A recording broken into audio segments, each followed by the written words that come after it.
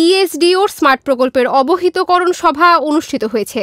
সকালে ঠাকুরগাঁও জেলা প্রশাসক সম্মেলন কক্ষে পল্লী কর্মসহায়ক ফাউন্ডেশন PKSF এর সহযোগিতায় eco social development organization ESDO কর্তৃক বাস্তবায়িত sustainable micro enterprise and resilient transformation প্রকল্পের আওতায় promoting eco friendly construction materials through resource efficient and cleaner production practices শীর্ষক উপপ্রকল্পের এই অবহিতকরণ সভা অনুষ্ঠিত হয়।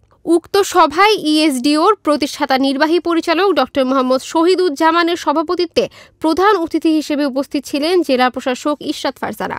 বিশেষ অতিথি হিসেবে উপস্থিত ছিলেন অতিরিক্ত জেলা প্রশাসক মোহাম্মদ সোলেমান আলী, ঠাকুরগাঁও সদর উপজেলা নির্বাহী কর্মকর্তা খায়রুল ইসলাম, এলজিইডির সিনিয়র সহকারী প্রকৌশলী মোহাম্মদ শফিউল আলম, গণপূর্ত বিভাগের সহকারী প্রকৌশলী মোহাম্মদ নাজমুল হক, পরিবেশ অধিদপ্তরের সহকারী পরিচালক তামিম হাসান, পানি উন্নয়ন বোর্ডের উপসহকারী প্রকৌশলী মোহাম্মদ আশরাফুল ইসলাম রাজু, ফায়ার সার্ভিস ও সিভিল ডিফেন্সের উপসহকারী পরিচালক মোহাম্মদ শাহিদুল ইসলাম, চেম্বার অফ কমার্সের পরিচালক মোহাম্মদ ফখরুল আলম, ব্ল্যাক সার্কেলের উপপ্রকৌশলী মোহাম্মদ আলমগীর হোসেন, ইএসডিওর স্মার্ট প্রজেক্টের ফোকাল পার্সন মোহাম্মদ আইনুল হক, ইএসডিওর সিনিয়র এপিসি মোহাম্মদ শামীম হোসেন। অনুষ্ঠানে প্রেজেন্টেশন উপস্থাপন করেন ইএসডিওর প্রকল্পের প্রজেক্ট ম্যানেজার মোহাম্মদ জাহাঙ্গীর আলম।